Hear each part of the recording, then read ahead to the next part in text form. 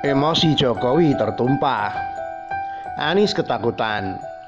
Ditulis oleh Morasi Budan. Wajah Jokowi ketika konvensi pers terkait penanganan COVID-19 begitu serius. Raut wajah seperti itu biasanya muncul kalau sudah menyangkut hal-hal besar terkait negeri ini, di mana bawahannya tidak mematuhi perintahnya. Bahkan ketika dia menganjurkan kepada masyarakat untuk mencuci tangan, senyum yang biasanya menghiasi wajahnya terasa sangat sulit untuk terungkap. Saya yakin, semoga saya salah, Jokowi sudah diubun-ubun ketika menyaksikan perintahnya malah ditentang bawahannya. Ada beberapa kepala daerah yang coba-coba membangkang, yaitu Wali Kota Malang dan terutama Gubernur DKI Jakarta, dengan petentang-petenteng mau melockdown daerahnya tanpa memperhitungkan akibatnya. Jokowi sebenarnya sudah memberikan sinyal sebelumnya kepada kepala daerah dengan cara yang paling lembut, yaitu apresiasi atas tindakan cepat pemerintah daerah dalam menanggapi kasus COVID-19 ini. Ketika itu dia tidak mengapresiasi kebijakan daerah, melainkan tindakannya yang tanggap. Cucu Anies di CNN Indonesia malah menyatakan bahwa Jokowi mengapresiasi kebijakan Anies. Merasa di atas angin, Anies malah makin menggila. Dia merencanakan akan lockdown Jakarta. Dia juga mengambil kebijakan untuk membatasi rute dan jadwal MRT, LRT, dan bus Transjakarta. Kebijakan ini sebenarnya adalah kebijakan menuju lockdown, semacam kebijakan coba-coba membatasi pergerakan warga.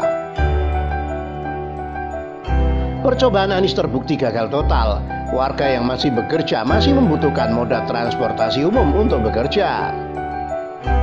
Seperti kita tahu semua, yang diliburkan adalah anak sekolah, yang ditutup adalah tempat hiburan.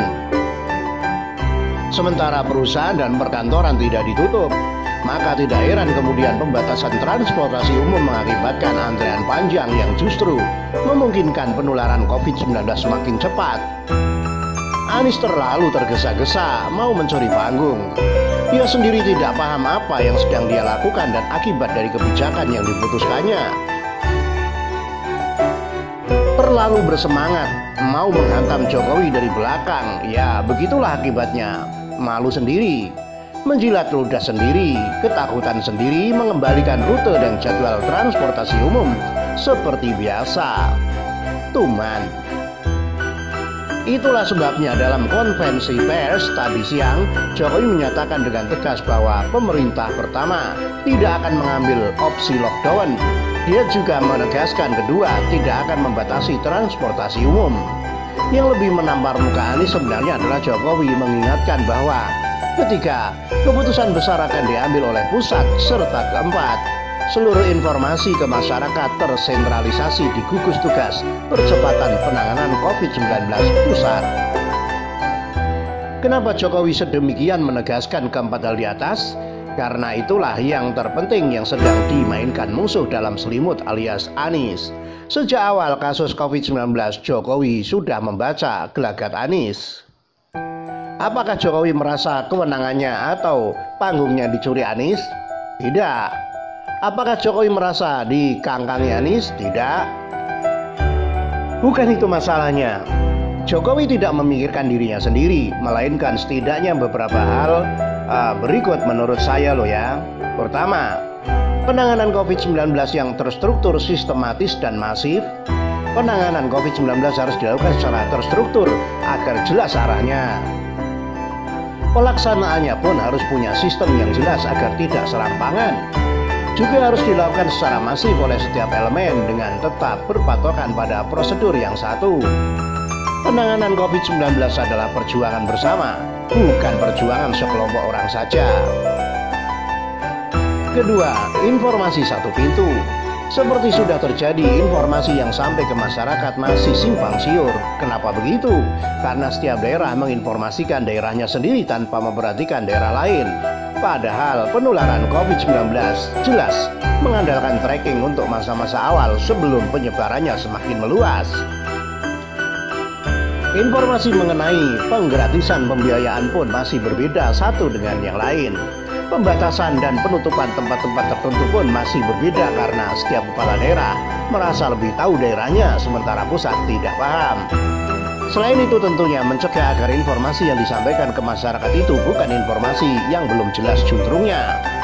Bisa jadi kalau diberi kewenangan kepada Anies misalnya untuk melakukan pemeriksaan sendiri, dia bebas menyatakan berapa jumlahnya padahal sebenarnya tidak demikian. Ketiga, kepanikan warga. Alasan ini memang bukan alasan paling penting, tetapi alasan ini salah satu faktor yang menentukan agar penanganan COVID-19 ini berjalan dengan lancar.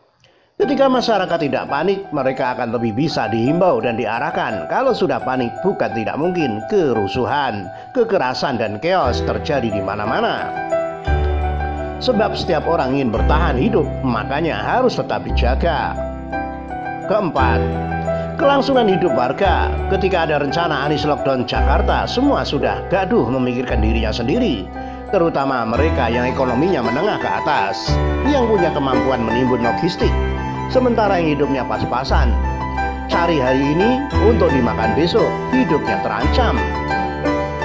Padahal belum tentu dia dan daerahnya tertular COVID-19, sementara mata pencariannya sudah terputus.